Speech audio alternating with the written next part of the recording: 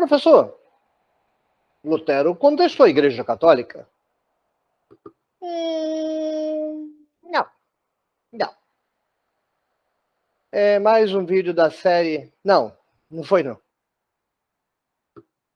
Porque é um assunto que precisa ser colocado no chão da história. Dar nome aos bois. Se você considera a expressão católica como sinônimo meramente de universal, daí a pretensão da Igreja Universal do Reino de Deus de usar o termo universal, para não usar católica, né?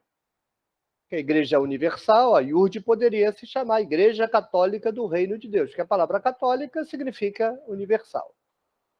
Se você usa, então, o termo católico nesse sentido, se justificaria. Mas não é o caso. Igreja Católica Apostólica Romana é uma designação que, na sua expressão política e na sua circunstância histórica, deriva de uma reação a Lutero. Então, vamos tentar situar um pouquinho o quadro geral. Vamos deixar os pequenos cristianismos dispersos, de diáspora, de periferia de lado, e vamos reduzir a história do cristianismo até a Reforma Protestante nas duas grandes expressões: o cristianismo oriental e o cristianismo ocidental, a Igreja Oriental e a Igreja Ocidental. Oficialmente, a Igreja Oriental, o cisma do cristianismo em Igreja Ocidental e Oriental, é bem próximo da Reforma Protestante. Oficialmente, mas cá entre nós, desde Nicéia, já se desenhou e se expressou uma divisão bastante clara da intelectualidade teológica do Ocidente e do Oriente. Há quem diga que no Concílio de Nicéia, bispos do Ocidente e bispos do Oriente tenham saído brigados e trocando mútuas acusações.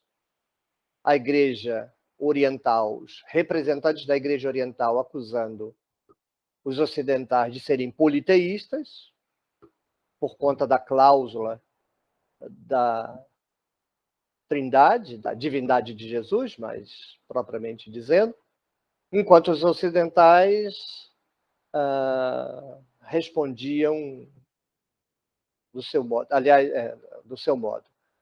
Houve uma discussão entre eles.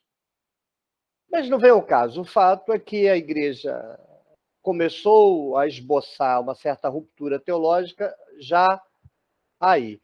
E, finalmente, no cisma da Igreja Ocidental com a Igreja Oriental, pouco antes da Reforma, a Igreja Ocidental romana expressa, para todos os efeitos, o cristianismo. Não é a Igreja Católica Apostólica Romana, é a Igreja Ocidental, é a Igreja Cristã. Se quisermos aí usar a expressão teológica muito cara dos movimentos teológicos evangélicos, é corpo de Cristo, a Igreja Universal. É dentro dessa Igreja Universal, Igreja Ocidental, católica apenas nesse sentido de sinônimo de universal, que Lutero desenvolve a sua insurreição, que a rigor, não é a insurreição de Lutero, é a insurreição da Alemanha, é muito mais um movimento de caráter político-econômico do que propriamente religioso, ainda que, como não era de se admirar, todo o movimento político e religioso da história, até pelo menos há 100 anos, era, ao mesmo tempo, um movimento religioso. Então, eu não estou dizendo que a reforma não tem um elemento teológico que a caracterize, um elemento religioso que a caracterize, mas o que eu estou dizendo aqui é que a reforma é fundamentalmente um movimento político-econômico, secundariamente um movimento religioso. Mas como a política se serve da religião, a religião vai a reboque com uma instrumentalização fundamental.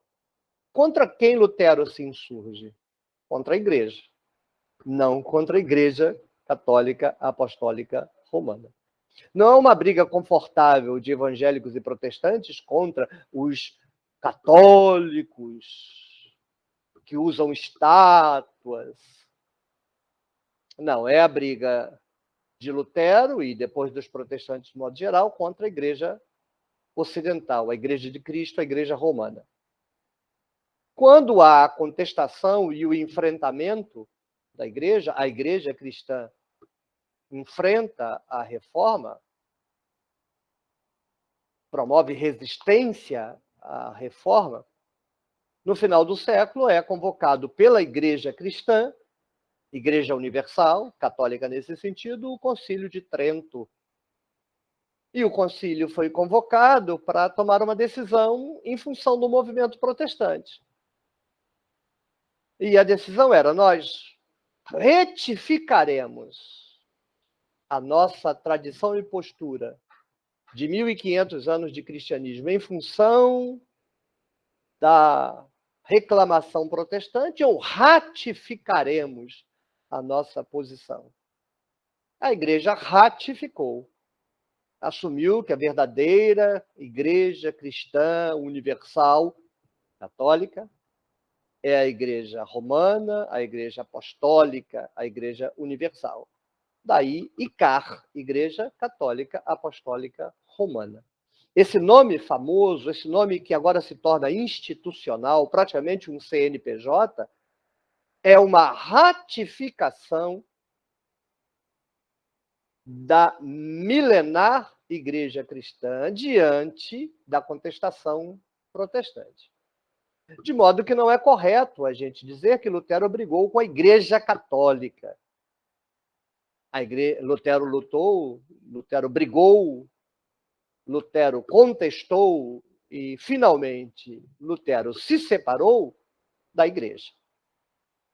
O preço que Lutero paga por isso, que o movimento protestante paga por isso e do qual ele não pode reclamar, foi advertido quanto a isso por Erasmo, é que agora qualquer um